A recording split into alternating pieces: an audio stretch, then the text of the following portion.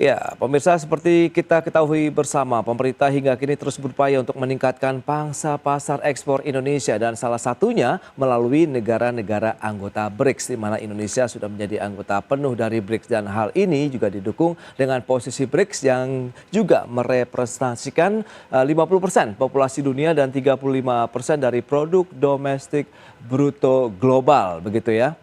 Baik pemirsa, untuk membahas tema kita terkait dengan potensi BRICS ini bisa menjadi tujuan ekspor Indonesia, kita sudah tersambung melalui Zoom bersama dengan Bapak Beni Sutrisno, Wakil Ketua Umum Kadin, Bidang Pengembangan Asosiasi Gabungan dan Himpunan, dan juga anggota luar biasa. Halo Pak Beni, apa kabar? Baik, Baik, terima kasih Pak Beni atas waktu yang disempatkan. Kemudian sudah bergabung juga Pak Wijayanto Samirin, Ekonom Universitas Paramadina. Halo Pak Wija, apa kabar Pak?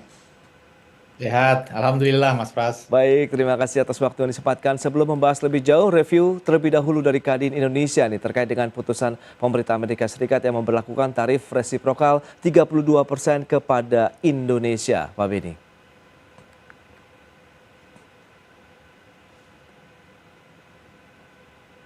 Ya, Saya silakan Pak. kira tarif, tarif 32%. Itu kan kita mulai dari Liberation Day pada waktu April ya. Nah, kita harapkan setelah misi dari pemerintah bernegosiasi, memberikan beberapa alternatif agar tarif itu diturunkan. Ternyata kan sekarang masih tetap 32%. Malah ada ancaman kalau anggota BRIC ditambah 10%.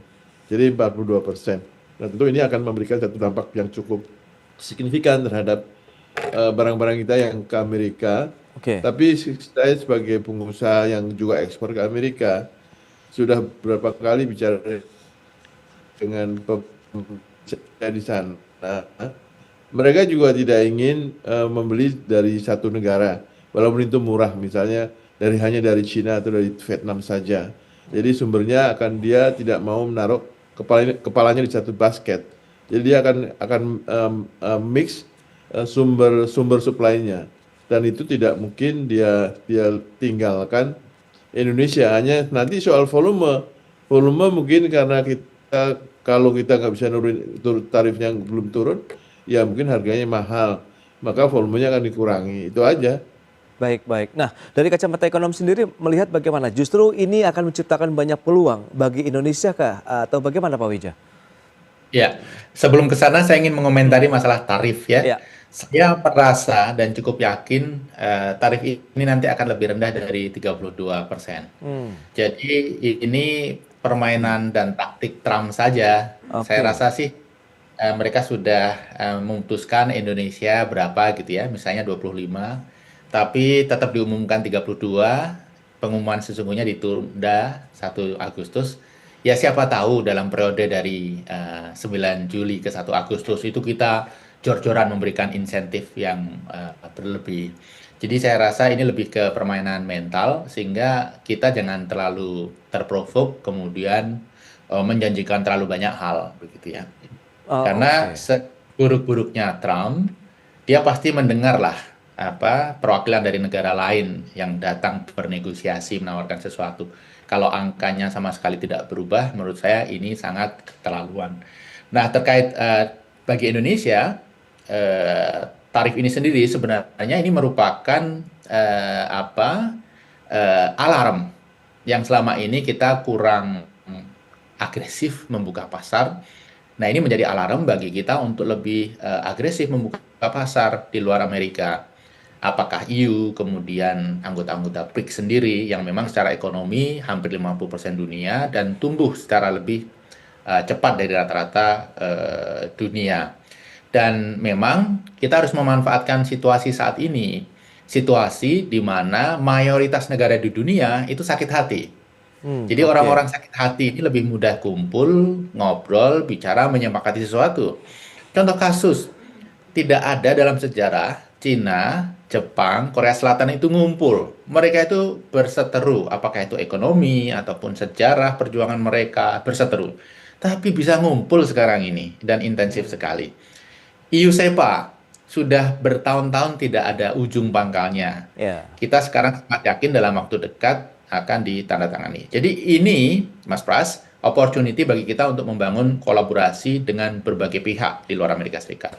Wow, ini nih menarik ya untuk kita cermati analisis yang sudah disampaikan Pak Wija tadi. Nah, Pak Beni, lantas kalau kita cermati dengan KTT BRICS yang sudah usai, kemudian menghasilkan sejumlah kesepakatan strategis atau Leaders Declaration, apakah BRICS ini akhirnya bisa menjadi oase di tengah tekanan tarif biaya masuk 32% dari Amerika Serikat, kemudian dinamika dari kondisi geopolitik maupun geoekonomi global juga saat ini nih Pak Beni? Ya, memang ini kan kesempatan yang Pak Wijan katakan tadi. Kita butuh beberapa hal yang harus kita bisa bedakan antara Amerika sama negara-negara BRICS, yang dimana Amerika lebih lengkap ya ekosistem keuangannya, ekosistem logistiknya. Nah, tentu pemerintah Indonesia itu udah punya sebenarnya lembaga yang khusus untuk ekspor, baik pembiayaan maupun asuransi. Hanya skalanya aja yang masih kecil dan kemampuan. Kita harus empowering, kita punya LPEI, yaitu Lembaga Pembiayaan Ekspor Indonesia. Oke. Kita punya Asuransi Ekspor Indonesia ASEI yang sudah berapa lama sudah ada itu. Cuma memang skalanya memang masih kecil dan itu perlu empowering dari pemerintah untuk menembus pasar di mana ekosistem keuangannya masih belum sempurna seperti Amerika dan logistiknya mungkin juga masih belum. Dan sebenarnya BI pernah melakukan langkah yang benar itu, yaitu local currency settlement dengan China, dengan beberapa negara. Nah, kalau kita mau misalnya kita mau ekspor ke Iran, nah Iran kan lagi di-ban oleh Amerika, nggak mungkin dia bayar pakai US dollar. Nah, itu kalau dilakukan seperti BI lakukan dengan China, tentu akan lebih memudahkan ekspor kita dan pembayaran mereka pasti bisa dilaksanakan sesuai dengan harapan kita.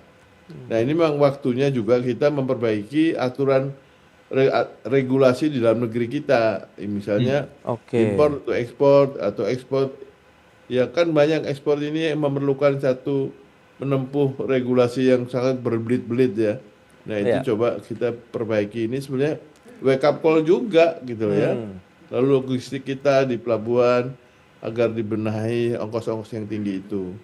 Itu kesimpulan dari kami. Ya, itu dia bisa menjadi salah satu mungkin trigger juga kita untuk bisa memperbaiki lagi iklim usaha, iklim investasi dengan regulasi-regulasi yang mungkin akan menjadi fokus dari pemerintah bagaimana menciptakan tadi importasi yang mungkin memudahkan, karena kita tahu juga sudah ada kebijakan deregulasi yang sudah dilakukan oleh pemerintah sebelumnya begitu ya Pak Wija dan Pak Beni. Tapi kita akan bahas lebih jauh lagi di segmen berikutnya seperti apa sih BRICS ini buat Indonesia, dan pemirsa tetaplah bersama kami.